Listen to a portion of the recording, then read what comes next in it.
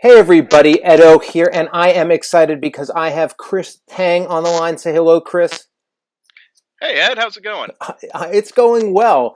And Chris is a publisher service representative for DriveThruCards and role-playing games, RPGs. And I've been talking with a lot of these different companies that provide services for game creation, and I'm excited to be talking with you guys as well. So thanks for being on. Big fan of you, Edo. Big fan of the show. Awesome. Thank you very much. So, to jump right in, why don't you just take a couple minutes to explain, what your focus? I know you're publisher facing, but how you hmm work in the drive-through RPG card ecosystem, and just sort of how you work there. Absolutely. So I work for DriveThruRPG and DriveThruCards, and I am a publisher services representative, meaning that I primarily work with publishers. Now, my personal specialty is to work with small publishers. I do have a couple of the larger publishers that most people would know the name of, but primarily I work with the small publishers, the over 1,000 people who are churning out great independent games and role playing games. In addition, I'm an administrator for some of the community content programs that we have for role playing games, and I help out a little bit with some of the community content programs we have for DriveThruCards as well. Got it. And so, just for my, when you go to your site, it just lists drive through RPG and drive through card, and it's just sort of all one thing. Is it, or are they really separate groups? And I mean, are these just a sorting filter coming to the same place, or how different are the different sites or services? Well, on a certain level, they are kind of the same thing. So, for instance, if you go browsing for certain things on DriveThruRPG and it's really a product on DriveThruCards, you might still be able to find it. And if you put something in your cart on DriveThruRPG and you think I'll buy it later, and then you log into DriveThruCards to buy something, it's probably still going to be there in your cart, so you can buy it all at once. So, on a certain level, it's all the same company, but we separate them for the purposes of customers. Customers who are looking for a card game are not always looking for an RPG, and vice versa. Right, and presumably because a lot of what you're doing is selling the product. I mean, it's really a marketplace as well as as anything Oh yeah, else. And we're so, that's go ahead. we're the big game store on the net. Right. Well, and so to that end, for Kickstarter creators and indie guys and gals and the people who watch my channel, when it comes to thinking about drive through cards and drive through role playing games, RPGs, how do why don't you sort of take us through the key company offerings and how you position yourselves to publishers and position yourselves to creators? Absolutely. So we have several websites. We have DriveThruRPG, we have DriveThruCards, we have Wargame Vault, which is really about war games. We have uh, the DriveThruFiction, which is primarily for fiction, especially game-related fiction. We also run the DM's Guild and Storytellers Vault. And then, of course, we have sub-programs that are similar community content programs. So from a customer point of view, from a hi cat, Yeah, it's very from very very nice shiny coat on that cat. yeah, well, Very he eats healthy. well. Anyway, keep going. So if you're a publisher and you think, I've got a game I've been working on for a while, might be a card game, might be a role playing game, could even be a war game, and you think I want to publish my game, I want to get it out there in the world. Well, why should you come to us? Why not just, make your own site and whatnot? Well, obviously starting a small business has its own difficulties. You have to set up secure payment programs, that kind of thing. You have to get the word out. Now, DriveThruRPG itself is the world's largest RPG download store. We sell more RPG downloads than any other website. So we have over 500,000 unique visitors every single month between all of our sites. A lot of people come to our store looking for new things, looking to try new things. And so you have this customer base built in. As a role playing game, you might as well ask, why should I put my stuff in a store as opposed to just selling it out of the trunk of my car? Sure. Because customers go to a store to find new things. Right. Uh, Right. Go ahead. Right. Now, in addition to that, we don't want to just be a place with a lot of customers. We want to work with publishers. So we have a lot of policies that are very friendly to crowdfunding, your Kickstarters, your Indiegogos, whatnot. We have a lot of policies in place to work with publishers rather than against them, just because they collected money somewhere else and are now working with us to do fulfillment. We have a lot of policies in place to help out starting creators. If you are putting up, I won't name names, but on certain book-selling websites, if you are a self-publisher, you're on your own. They've got tools, but it's up to you to figure out how to use them. Sure. Especially as the specialist of the small publishers. And when you register as a publisher, you get an email from me, and it is a form email, but I'm not a bot. I get Sure. I get a lot of replies that are like, "Well, thanks, bot," and I'm like, "Yeah, I'm not a bot, but okay." But yeah, you'll get an email from me because I'm here to help you. I'm here to help you, teach you how to use the tools on our site, to take your suggestions about how to improve our site, to help navigate things. I'm here to help you. In fact, I try to keep tabs on the role-playing game industry as a whole, how crowdfunding is working, how advertising is working, what outlets are the good ones. So I help people not just with our site, but to grow as a publisher. The way I always phrase it to people is, tell me where you want to be. Tell me what your next level is, and I'll talk to you about how we get to that next level. Because everybody, as a publisher, even some small publishers are doing really well. Right. And well, let me ask you about just quickly, because I'm less familiar. I've actually used the card side of it. I haven't used the role playing side of it. In terms of, you mentioned downloadable RPGs and PDFs and that kind of thing.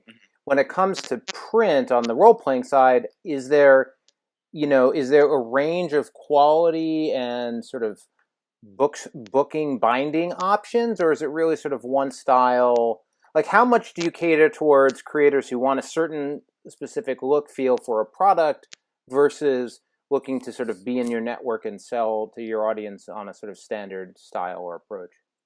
That is an excellent question. So let's say you want to publish a book, and we see this with card games as well. They want to have like a book of rules and whatnot. If you want to publish a book, we do have options. We have a print-on-demand service. Right.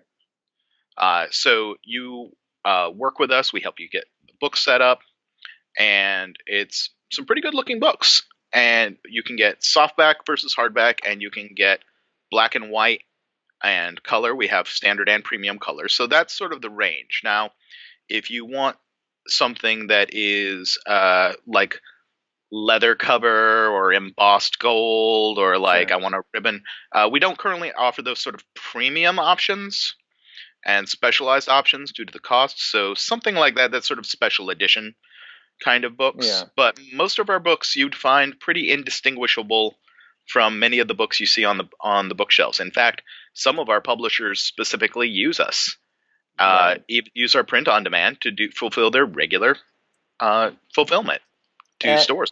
And then just I'm curious if, to the extent you can say, from an actual purchasing perspective, for the people who aren't using it to sell off-site and saying like, oh, I did a Kickstarter, I need 100 copies, and great, you have a site, but I just want the copies and I'm going to go. But the people who are actually using your marketplace, what percentage would you say are of people just buy the downloadable versus buying an actual shipped book copy? Well, definitely people buy a lot more downloads, and this is true of both cards and RPGs. I heard on the card side too. People just buying for printing on their printer type of thing. Mm-hmm. There's let's see, I heard it on a different podcast the other day. This is apparently something a particular group of friends says is a PDF to try, physical to buy. Sure. So even though you're paying money for many of these PDFs, some people as collectors, they're like, you know what? If I'm never going to run this game, I just want a PDF. I want to read this to scavenge it. Or, especially say if you're doing something like a D&D type game, you might say, well, I'm just going to pull a few monsters from this. Let me just get the PDF. Sure. And then print is more typical for people who are a little more committed to the game. Sure. So, for instance, I'm, one of the games that I'm running personally right now, I ordered the print-on-demand book because I am running it. But for a little while there, I just had the PDF because I wasn't running it. Got it. Got it. Yeah, I mean, to some extent, I feel like it's a little bit different between. I mean, I'm surprised that that's also true on the card side, simply because on the RPG, a lot of that ends up being these resources and guides and material that you're then using for a game.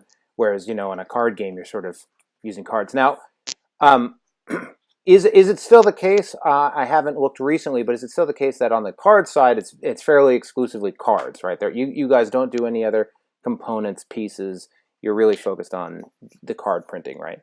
At this time, yes, and that has to do with sort of a behind the curtain kinds of things. We don't have a warehouse per se. Sure. Oh, it's a totally Uh, different level of. yeah, It's a whole nother world. I right. mean, what's it? Daniel Solis, right? He's a creator that most of the games that I get of his are Hmm. from you guys. Also, we did a really cool thing with. Let me see if I have I think it's advertised in the box. So Atlas Games, one of the services on the card side that you guys have is this customizable card idea, right? Where you Hmm. can Yeah. publishers. Where is it? I think they had an ad for it. Maybe they didn't. At some point they did. Oh, there it is. Now, To sort of create your own cards, drive through. yeah, the Um, Murder of Crows program. The that's when I was talking about community content programs earlier. That's what I was talking about. The We have different programs on our site where you can go in, and we are fully licensed, fully approved by the original publishers right. to go in, and it's been formatted so it's in the style of the cards. And there's little things to make sure, if there's tournament play, that you don't sneak in Yeah, sure. your own cards. But we have multiple programs of that. I mentioned DM's Guild earlier. That's probably our most famous of these programs. But on the card side, we've got Murder of Crows, the Pathfinder adventure card game. We've got Ascension. We've got The Spoils, Button Men, and Boss Monster. And I can't say what else, but I can say that we've always got other new programs in the works Sure. Yeah, and it's a cool way to for try to offer people more. to customize their card. I mean, when it's sanctioned, or I know for the Murder of Crows one, for example, we provided the art frames and we broke out the PSD so that when Yep. somebody adds in their card, it looks like it. Um, Yeah. and I think I think there's a certain type of player that really enjoys that Oh yeah. type of experience. Um, so in terms of working with publishers on, say, the role playing side, what are like, when do you think, when for a publisher, when would you say you're ready to talk to us, right? Like, when is the good time to engage with you guys to start getting ready to sell and use your services? Well, what I would say is, as soon as you've decided that you want to publish your own game, that is the goal. It doesn't matter if you've written a single word yet. I would say the time has come to make an account with us, to make a publisher account. Now, there's a couple reasons for that. For one thing, we don't charge anything Sure. to have a publisher account, so it's free. It's not like you're going to be hit with a monthly fee. And we don't charge for inactive accounts or anything like that, like some platforms do. So financially, there's no reason not to. Now, in terms of, well, why not just wait until I'm ready to upload? Well, because we are very uh, friendly to independent publishers, that means we have a lot of tools that a customer will never see. Sure. But that means there are publishers. I work with a lot of publishers who only talk to me maybe once a year because they have something that they just can't do. They need an admin, but they really understand our tools. But as a beginning publisher, that's just not going to be true for you. You've never seen our tools before. You never used our tools before. So I would say that what you need to do, log in, take a look at how the tools work. How does it even work? Start getting familiar Well, and with how it works. just for some context, on talking about the RPG tools, what like, what are some examples of your tools? Like, what does it let you do in terms of setting up your book or Right. Well, some of it's obvious. Some of it is, well, here's the interface for how you even set up a product to begin with. Sure. How does that work? Because there's a lot of little ways you can customize that.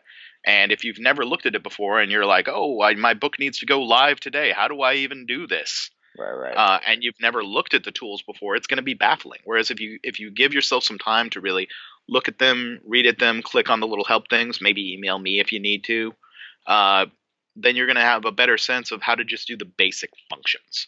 Now, of course, there are advanced tools and programs to look into, things like setting up print-on-demand books, setting yourself up for some of our deals like featured product or deal of the day.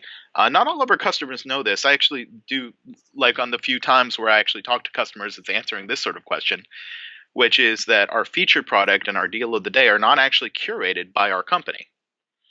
They are actually, I guess you wanted to say hi. All right.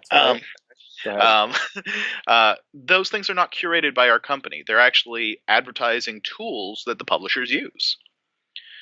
So get familiar with how that works. Get familiar with talking to me. Now, I actually have multiple publishers right now who are working on ramping up to crowdfunding campaigns, who are working up to how to support their role-playing line. While you were meeting Brian at PAX South, I was actually at Midwinter Con. And while I was there, I talked to a publisher who has a single book out. And they've been trying to promote this book for the last few years, and they just couldn't figure out why they hadn't had more success, because they had a very solid, beautiful book. And that was true. It's true that they had a very excellent product. But having a good book is not enough. It would be great if it was all you needed to do to be a wild success, but it's just not true. You have to do things like promote. You have to put yourself in as a featured product or a deal of the day. You have to put out little free snippets, like here's an extra monster, here's an adventure, here's a supplement, here's something that people can download for free to learn more about my game. And over 4 years, all they had was the one book, and they'd gone to conventions. They'd done some of the sort of physical, real-world work, but they hadn't done a lot of the online work. So, and when I told this to them, it was like a light bulb went off, and they said, "Oh yeah, other publishers do that." So that's part of what I'm here for, is to keep an eye on like how the RPG industry is working, keep an eye on how to best utilize our site, how to grow as a publisher. Got it. And to the extent it's available, and you're able to, when people are thinking about like, well, how much money am I going to make versus you guys and cuts and stuff like that? Is that sort of standard in public? Is that a negotiation with you guys? What's a typical, if I'm going to sell a role-playing book for $20 on your site, what does that breakdown look like? That's very public. If you poke around, and it's very open. We have two styles of accounts. Okay. We have I think I accidentally said something rude to people in Britain. So we have two styles of accounts. Sure. We've got the exclusive versus non-exclusive. Okay. Now, under exclusive, it is perhaps a little looser than some people realize. You can still sell PDFs on your own site, and you can still sell physical books wherever you want. So if you want to put it in a physical store, if you want to sell it on some other a physical book on some other vendor, you can absolutely do that. And you, the publisher, gets 70% of the take. And we take 30%, and that's for administering the site and all of that. After the cost of goods, right? After the cost of goods, yes. So if it was a print-on-demand product, first the printing cost has to be paid. Right, and then the split is based on the profit margin. Got it. And digital, there's no printing cost, so it doesn't matter. Right. And so like the digital administration and all of that, we take out of our 30%. So there's not our 30% plus this fee for a download. We don't do that. Right. And if you're non-exclusive, meaning you can go and sell your digital products anywhere you like, then it's 65%. And that's just how it works. And is that the same on the card side, or is the DriveThruCards have a different model? It's the same on the card side. We try to keep it across the board to keep everything simple and easy to understand for everyone. The only real exception is those community content programs, things like the Pathfinder adventure card game, and et cetera, that we talked earlier about. In those cases, we get 30%. The original IP holder gets 20%, and you, the creator, get 50%. Now, the plus side of that is you get to play in their world. You get something compatible with an existing game, and also we have a lot of I don't know if you've had a chance to play around with it yet.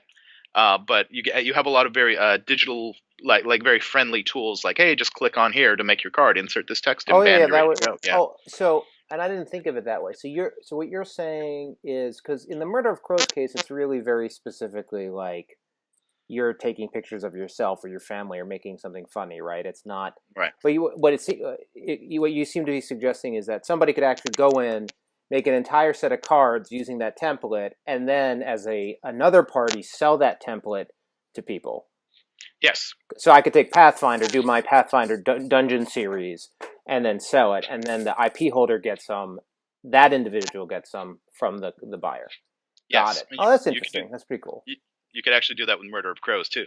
Yeah, perhaps people have. I don't know. Yeah.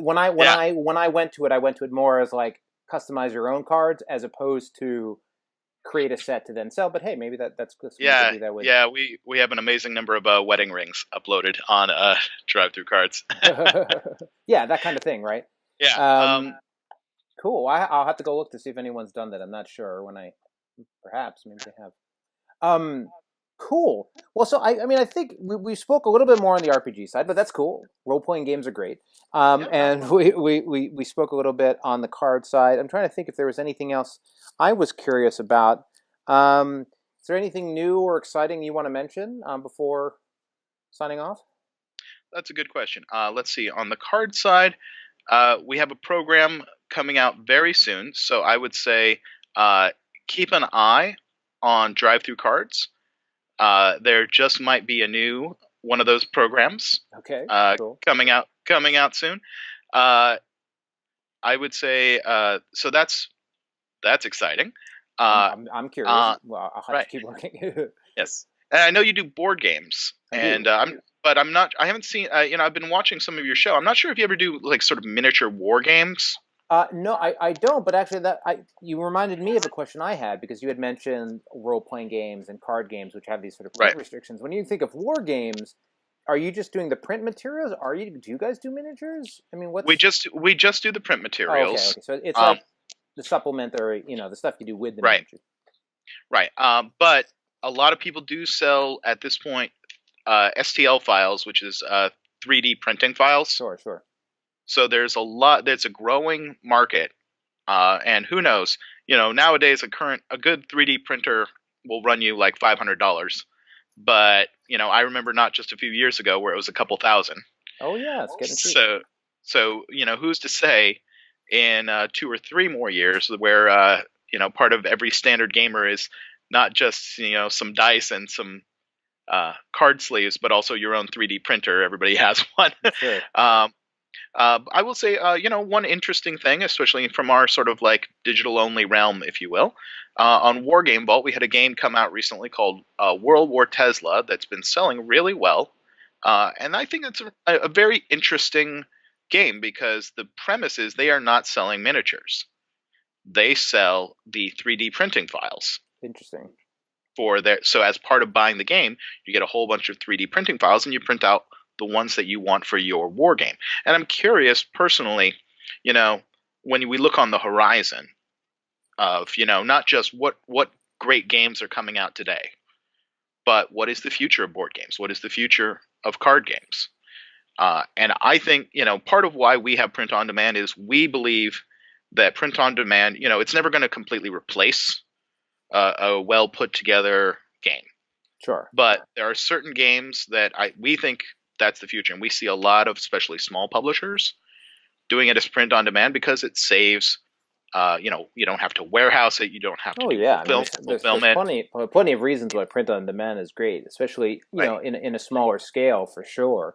But yeah, no, I mean, there's a lot of advantages. And also on the 3D printing side, as well as there are services that are, third-party services that will reasonably do 3D printing for you from STLs and other file formats. So you might not want to 3D printing could get a little faster. That would be something that would help too, right? Right. But it's coming along for sure. Right, absolutely. I suppose the only other thing, I think we've covered all the basics. Just to keep an eye on DriveThruCards. We've got a new program that's very exciting coming soon.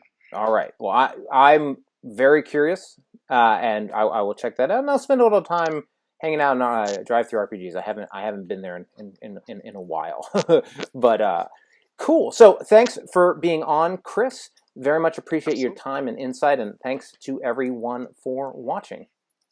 Absolutely. Bye-bye. Hey everybody, Edo here, and thanks for watching Gaming with Edo. Reviews over here on this playlist, League and Insider videos over here on this one. Subscribe, share, all that good stuff. But most importantly, play some great games. Thanks.